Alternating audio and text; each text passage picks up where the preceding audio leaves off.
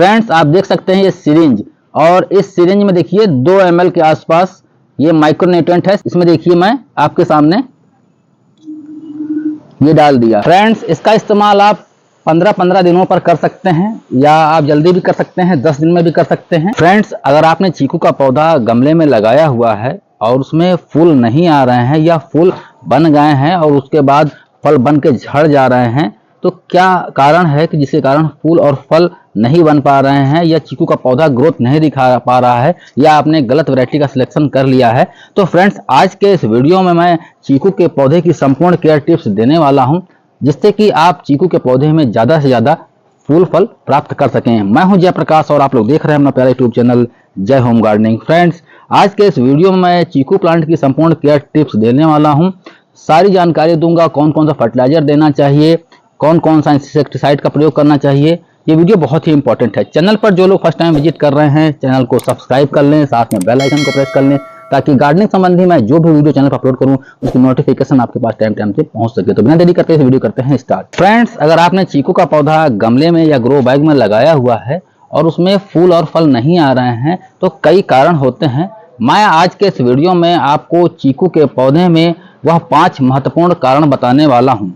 ये वीडियो बहुत इंपॉर्टेंट है, प्लीज इस वीडियो को अंत तक देखिएगा, तभी आप चीकू के पौधे में ज़्यादा से ज़्यादा फूल और फल प्राप्त कर सकते हैं। सबसे पहला कारण मैं आपको बताना चाहूँगा, अगर आपके चीकू के पौधे में फूल और फल नहीं बन रहे हैं, यानी कि सबसे पहले फूल ही नहीं आ रहे हैं, तो हो सकता है कि आपके चीकू के पौधे में हार्मोनल डिसऑर्डर हो गया है, यानी कि हार्मोन्स जो है वो डिस्टर्ब हो गए हैं। तो ऐसी स्थिति में आप अपने प्लांट के ऊपर प्लानोफिक्स का प्रयोग कर सकते हैं। 5 बूंद प्लानोफिक्स 1 लीटर पानी में घोलकर आप उसके ऊपर स्प्रे कर दें। अगर फूल नहीं बन रहे हैं तो फूल बनने लगेंगे, लेकिन इस चीज़ का ध्यान रखें कि पौधा जो है बहुत छोटा ना हो, यानी कि अभी नया प्लांटेशन ना हो, 1 साल पुराना पौधा होना चाहिए।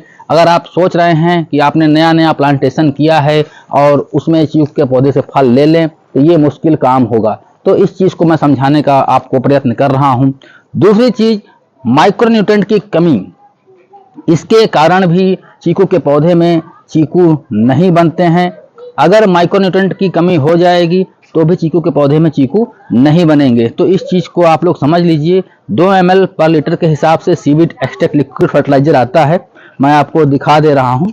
ये देख लीजिए सीविड, इसमें 2 ml के आसपास इस सिरिंज में सीविड है, और देखिए मैं इसमें डाल के आपको दिखा रहा हूं। ये देख लीजिए, ये मैंने सीविड इसमें डाल दिया। आप चाहें तो मिट्टी में भी दे सकते हैं और प्लांट में भी स्प्रे कर सकते हैं। दोनों चीज आपको करना चाहिए और रेगुलर बेसिस पर 15-15 दिन पर प्लांट पर स्प्रे करना चाहिए। फिलहाल ये जो मैंने 2 ml पर लीटर के हिसाब से ये सोल्यूशन बनाया है, ये देख लीजिएगा, मैं इस हिसाब से डालूंगा आधा लीटर दोनों प्लांट में। ये देख लीजिए, ये देख सकते हैं, और देखिए इसमें दे दिया। मिट्टी ड्राई होनी चाहिए, सिस्टम समझ लीजिए। तो इस तरीके से मैं ये सीविड जो है लिक्विड फर्टिलाइजर मिट्टी में भी देता हूं, और पौधा कुछ दिनों के बाद और अच्छी ग्रोथ दिखाएगा। जो पत्तियां पीली हो रही थी वो सही हो जाएंगी। जैसे कि मैं बात करूं, आयरन चाहिए होता है, जिंक चाहिए होता है, तो इस चीज़ की कमी दूर हो जाएगी। फिलहाल मैं आपको एक चीज़ और बताना चाहूँगा, अगर चीकू के पौधे में फूल बन गए हैं और फूल बनने के बाद फल की ड्रॉपिंग हो रही है, तो उसका बहुत बड़ा कारण होता है पॉलिनेशन। अगर चीकू के पौधे में आपके पॉलिनेशन नहीं हो रहा, यानी मधुमक्खियां तितलियां नहीं छत के ऊपर आ रही हैं, तो आप चाहें तो जो गमले में लगे चीकू के पौधे होते हैं उसमें हैंड पॉलिनेशन कर सकते हैं। हैंड पॉलिनेशन के लिए देखिए, जैसे चीकू का ये फूल होता है, इसको पिंच कर दिया जाता है, दबा दिया जाता है, तो उससे भी, पिंचिंग से भी चीकू के पौधे में पॉलिनेशन हो जाता है। दूसरी चीज, चीकू के पौधे में अपने आप भी जो है पॉलिनेशन होता है, यानी कि हवा जब चलती है पौधा पूरी तरीके से हिलता है, तो भी जो इनके फ्लावर आपस में टकरा कर सेल्फ पॉलिनेशन हो जाता है। और बहुत सारे चीकू, जैसे कि मेरे यहाँ देखिए छुपे हुए हैं चीकू, और बहुत सारे चीकू गुच्छों में भी लग रहे हैं। यहाँ आपको दिखाना चाहूँगा, ये देख लीजिए। तो ऐसे चीकू आपके यहाँ भी लगने लगेंगे। ये चीज़ें बहुत महत्वपूर्ण होती हैं, और माइक्रोन्यूट्रेंट का आपको प्लांट पर स्प्रे करना चाहिए, वो भी मैं आपको वीडियो में करके दिखा रहा हूँ। फ्रेंड्स आप देख सकते हैं ये सिरिंज, और इस सिरिंज में देखिए 2 ml के आसपास ये माइक्रोन्यूट्रेंट है, सीविड एक्सट्रैक्ट लिक्विड फर्टिलाइजर। और ये जो बोतल आप देख रहे हैं, इसमें देखिए मैं आपके सामने ये डाल दिया, तो 2 ml मैं इस बोतल में डाला है और 1 लीटर देखिए पानी है, मैं आपको दिखा दे रहा हूँ। इसको जो है अच्छी तरीके से आपको हिला लेना, जैसे मैं हिला रहा हूँ। और अभी मैं आपको अपने प्लांट पर स्प्रे करके भी दिखाऊंगा और ये बहुत ही आसान होता है।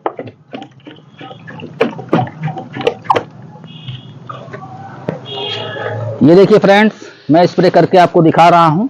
ये है सीवीड एक्सट्रैक्ट लिक्विड फर्टिलाइजर। जैसे कि मैंने 2 ml 1 लीटर में घोलकर आधा लीटर दोनों गमले में दे दिया। अब मैं 2 ml प्लांट पे भी स्प्रे कर रहा हूँ, यानी कि प्लांट को पूरी तरीके से नहला रहा हूँ। ये देख लीजिए। और माइक्रोन्यूट्रिएंट की अगर कमी होगी तो फल बनने के बाद भी गिर जाएंगे, इस चीज को आप लोग समझ लीजिए। मैं प्रैक्टिकल करके आप लोगों को दिखा रहा हूँ और इसके प्रयोग से फूलों की मात्रा में वृद्धि होती है और जो फल लगते हैं वो गिरते नहीं हैं। इस चीज को आप लोग समझ लीजिए। फ्रेंड्स, इसका इस्तेमाल आप 15-15 दिनों पर कर सकते हैं या आप जल्दी भी कर सकते हैं, 10 दिन में भी कर सकते हैं। और किसी भी कंपनी का माइक्रोन्यूट्रिएंट आप प्रयोग कर सकते हैं। और मैं किसी कंपनी का नाम नहीं ले रहा हूं, आप चाहे किसी कंपनी का भी प्रयोग कर सकते हैं। तो 3 बार या 2 बार महीने में प्रयोग कर सकते हैं। जमीन में भी आप ऐसा कर सकते हैं। आप देखेंगे कि चीकू के पौधे में जो छोटे छोटे फूल लग रहे हैं वो फल में कन्वर्ट हो जाएंगे और धीरे धीरे फल बड़े भी होने लगेंगे। तो इस चीज को मैं आपको समझा रहा हूँ। फ्रेंड्स, अगर आपका चीकू का पौधा स्ट्रांग नहीं है, यानी कि कह सकता हूँ कि अगर उसका स्टेम मोटा नहीं है तो भी फल होल्ड नहीं कर पाएगा। इस चीज को आप लोग समझ लीजिएगा, क्योंकि स्टेम मोटा होना बहुत जरूरी है। अगर स्टेम मोटा नहीं होगा तो भी फल होल्ड नहीं कर पाएगा। तो उसके लिए मैं आपको खास चीज बताना चाहूंगा। ये देख लीजिए, ये है जिप्सम। अब जिप्सम का इस्तेमाल आपको चीकू के पौधे में करना चाहिए जब पौधा थोड़ा सा स्ट्रांग हो जाए। ये देख लीजिए जिप्सम है और मैं करीब 20 से 30 ग्राम जिप्सम, ये देख लीजिए, ऐसे करके जिप्सम दे रहा हूँ। ये देख लीजिए, और दोनों ही प्लांट में दे रहा हूँ। ये यहाँ पर देख लीजिए, ये मैं जिप्सम का इस्तेमाल कर रहा हूँ और बहुत बढ़िया होता है। और इससे क्या होता है, स्टेम भी मोटा होता है और जिप्सम में जो सल्फर होती है उससे जो है सर्दियों में पौधे को बचाव भी होता है, दोनों काम होता है। ये प्राकृतिक रूप से मिलने वाली जिप्सम है। ये देख लीजिए, ऐसा होता है जिप्सम। और इसमें मैंने करीब 20-20 ग्राम जिप्सम, ये देख लीजिए, दे दिया है। अब इसमें कुछ और चीज़ों का भी मैं इस्तेमाल करूंगा, वो आपको मैं आगे वीडियो में बताऊंगा। फ्रेंड्स, जब भी हम कभी लोकल नर्सरी से या ऑनलाइन चीकू का पौधा बाई करते हैं तो वैरायटी का ध्यान नहीं रखते। फ्रेंड्स, सभी वैरायटी में चीकू गमले में नहीं ग्रो हो सकता, ये आपको समझना होगा। क्योंकि गमले के लिए कुछ खास वैरायटी जो हैं उसी में चीकू लग पाता है। मैं ये नहीं कहूँगा कि सभी वैरायटी में चीकू प्रचुर मात्रा में फल पकड़ेगा या नहीं पकड़ेगा। फिलहाल मैंने जो अपने यहाँ वैरायटी लगाई हुई है उसमें फ्रूट पकड़ रहा है। मेरे पास 3 वैरायटी हैं चीकू की, जिसमें से ये जो सामने आप वैरायटी देख रहे हैं ये है काला पत्ती चीकू, और इसी के बगल में है ये क्रिकेट बॉल चीकू, और यहाँ पर ये जो प्लांट आप देख रहे हैं ये है थाई चीकू। यहाँ पर तीनों मेरे पास प्लांट हैं, थाई चीकू, क्रिकेट बॉल चीकू और काला पत्ती चीकू। और सबसे जो बढ़िया वैरायटी मुझे लगी फ्रूट होल्ड करने में, यानी कि पकड़ने में क्षमता जो इसकी बहुत बढ़िया है, वह है काला पत्ती चीकू। गुच्छों में इसमें फल आता है और मीठे भी होते हैं इसके फ्रूट। क्रिकेट बॉल चीकू भी बहुत बढ़िया होता है।